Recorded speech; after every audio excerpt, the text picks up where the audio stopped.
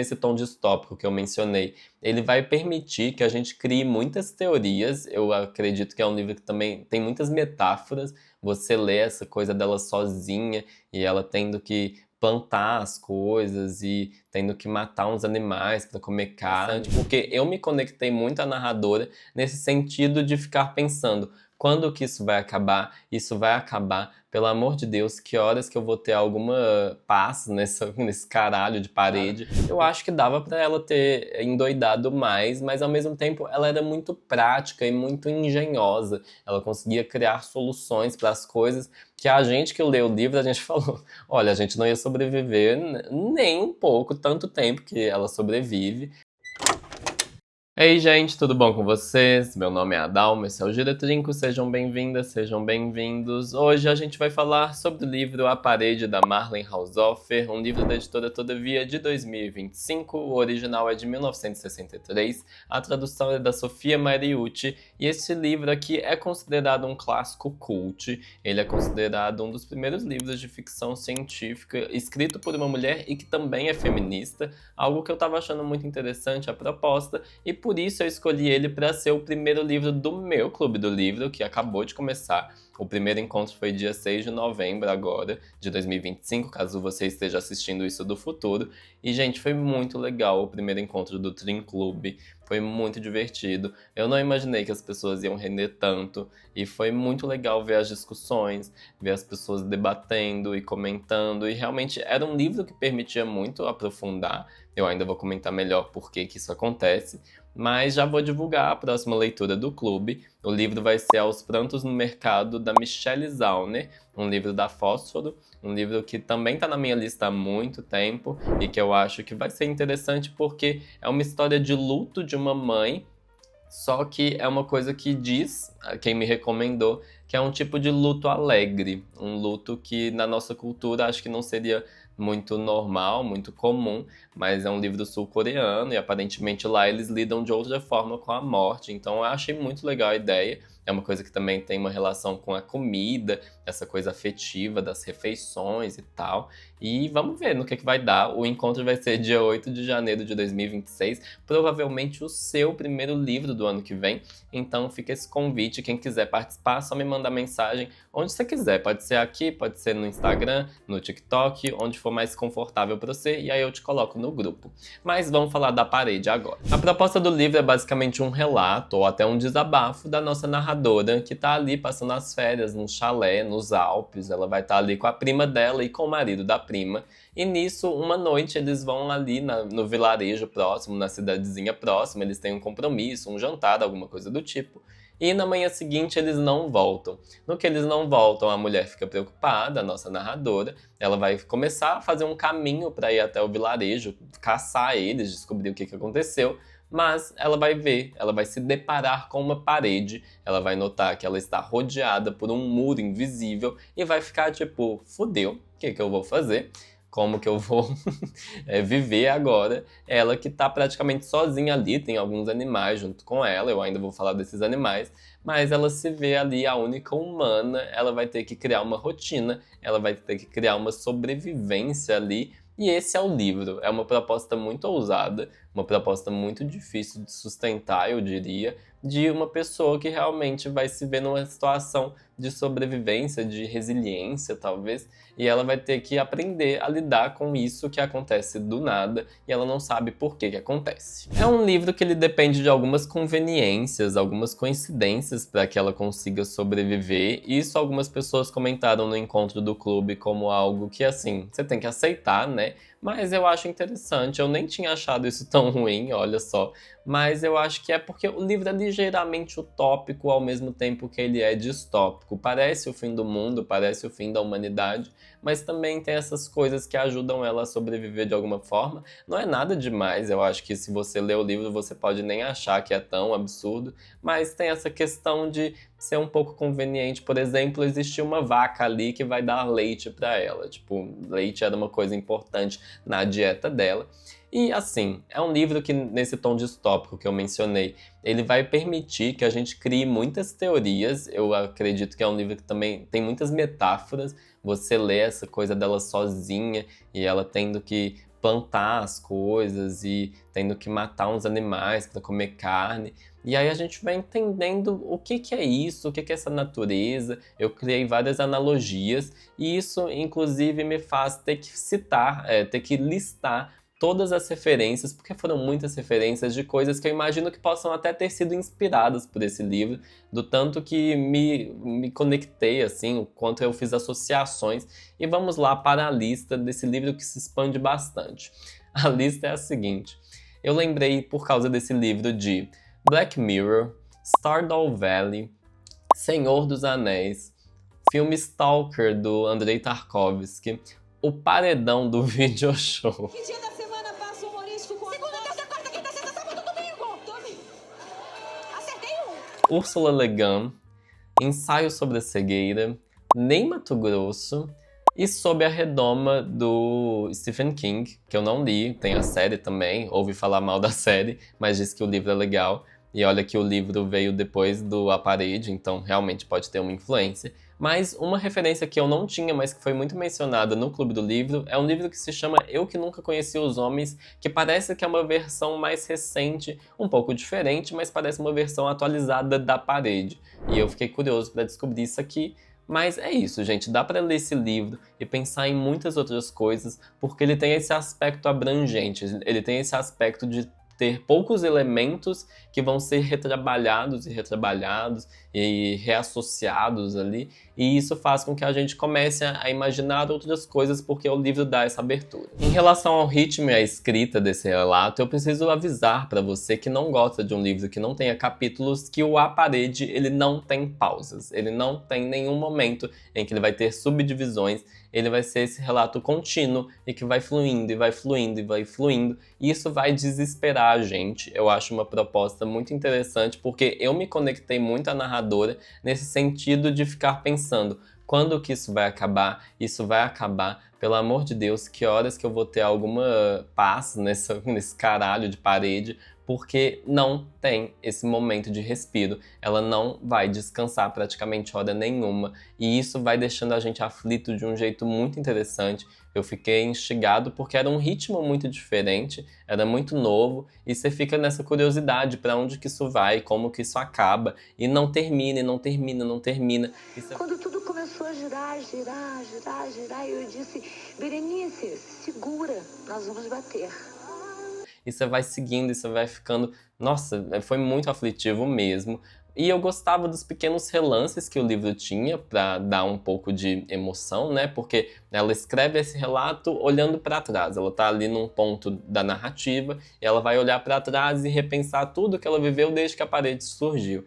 Mas isso, essas informações futuras, esses adiantamentos, às vezes não são o suficiente, porque você fica olhando para aquilo e tem muitas descrições do clima, muitas descrições de comida, dela plantando, dela cuidando dos bichos, e essas tarefas repetitivas e essas ações cotidianas que realmente vão se esgotando. Eu acho que muito do livro também, para mim, foi um pouco de tédio. Mas eu entendo que é importante esse tédio e ele não é para ser fácil. Ele é para ser incômodo de um jeito que...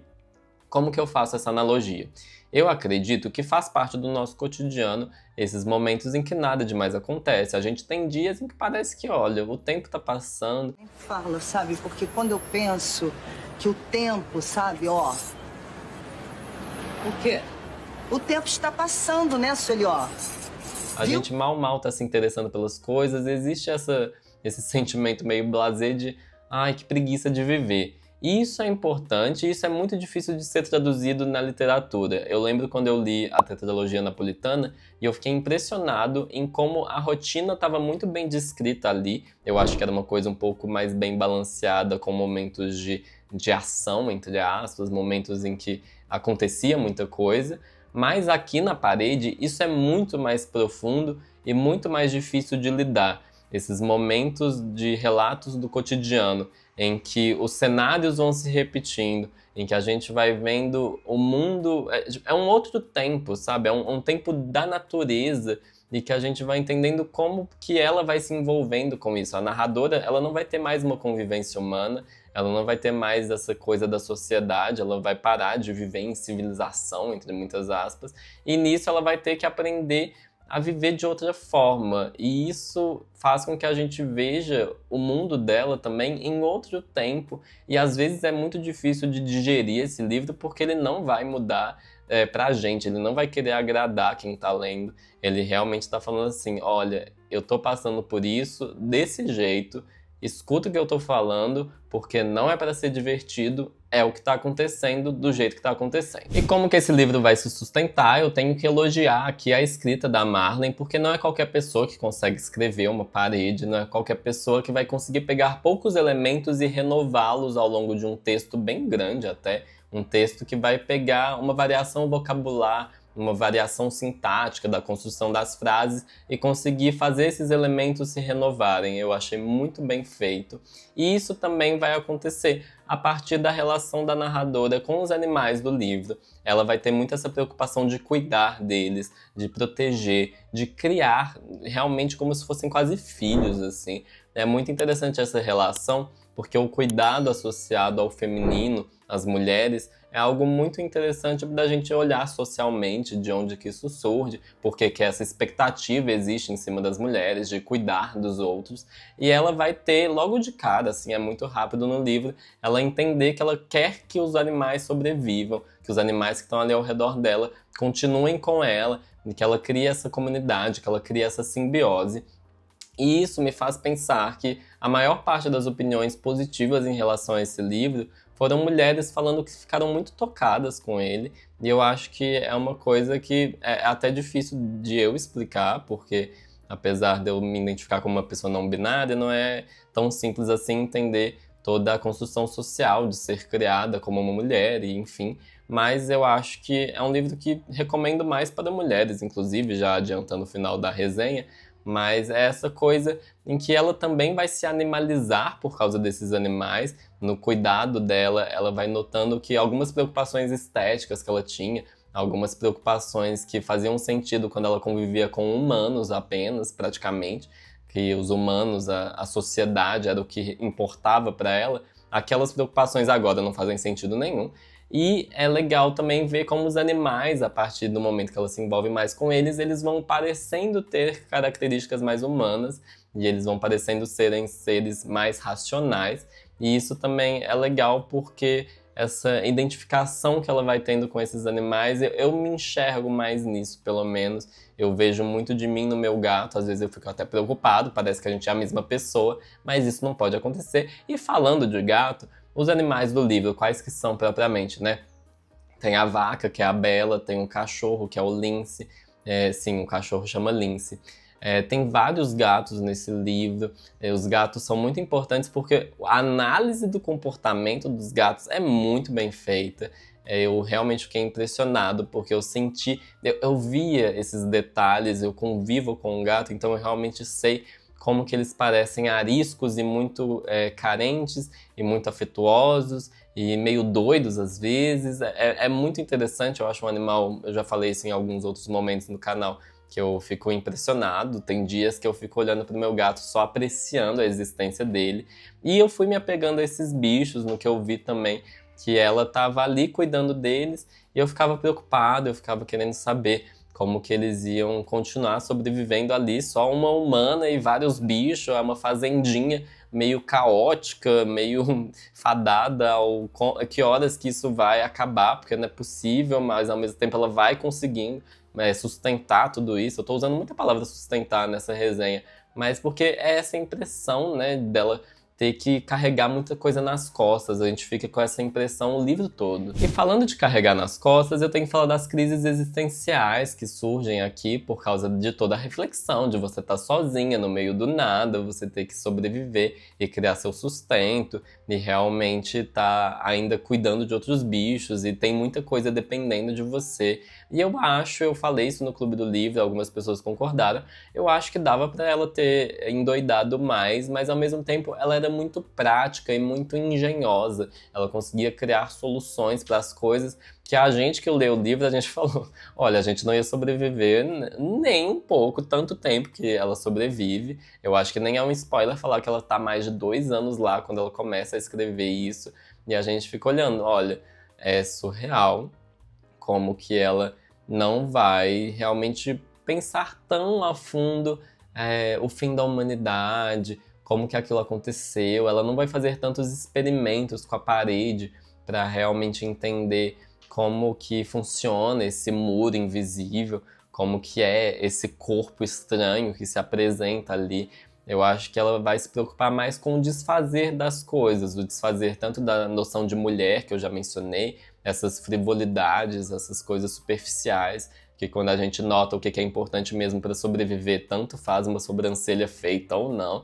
O desfazer da noção do tempo também, eu já mencionei, que é muito legal de observar ao longo do livro. Ela notando que relógio não fazia mais sentido, calendário não fazia mais sentido. Ela observava muito mais elementos da natureza para conseguir se localizar e para conseguir entender que horas do dia era, que momento do ano era. Eu gosto dessa ideia da gente conseguir ver o céu e pensar o que está acontecendo hoje, ter essa sensibilidade eu acho muito interessante. E também o nome dela não importa mais em um momento, a gente nunca sabe o nome dela. E eu acho isso muito doido, porque você pensa, o seu nome é tão importante, é como as pessoas te identificam, mas a partir do momento que não tem ninguém para te chamar, pra que você vai ter um nome? Isso é bem confuso. Também tem outras coisas do tipo, mentir é desnecessário, ela não precisa mentir, então pra que ela vai mentir? Ela não tem mais nenhum motivo, não tem mais nenhuma vantagem a partir de uma mentira.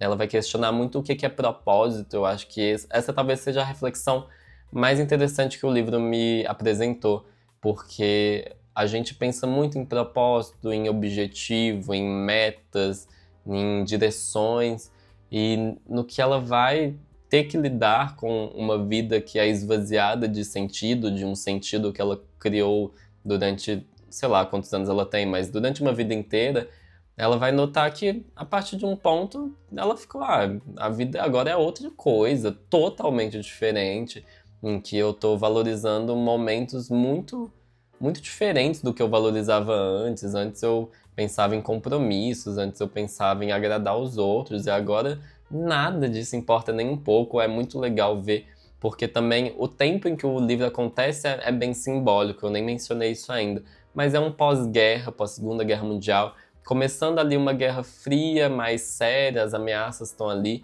Então é essa mulher que tá numa época que não só ela tá vivendo essa guerra fria e notando a energia do mundo, digamos assim, mas ela também já tá mais velha, ela também já é viúva, ela já tem as filhas crescidas, então não é uma personagem qualquer, não é uma pessoa qualquer que tá passando por isso. É uma mulher em um tempo da vida, em um momento de vida muito bem colocado e que faz muito sentido para tudo que ela vai passar também. E isso tudo rodeado pela natureza, naturalmente, a natureza que é bela, que é terrível, que é muito cruel e que é indomável em todos os sentidos. Então, ela vai conseguir amarrar muito bem esses elementos a ser humano. Ela vai questionar muito o que é ser gente. E isso eu sempre vou apreciar, mesmo que o livro não tenha sido sempre fácil de ler. E chega o final da narrativa, finalmente chega o momento em que a gente olha para um ponto final e para um espaço vazio nesse livro. E é surreal quando acontece. Eu gosto muito desse final, eu acho que ele amarra muito bem o livro. Ele vai mostrar que a Marlene, ela vai bancar o que ela propõe.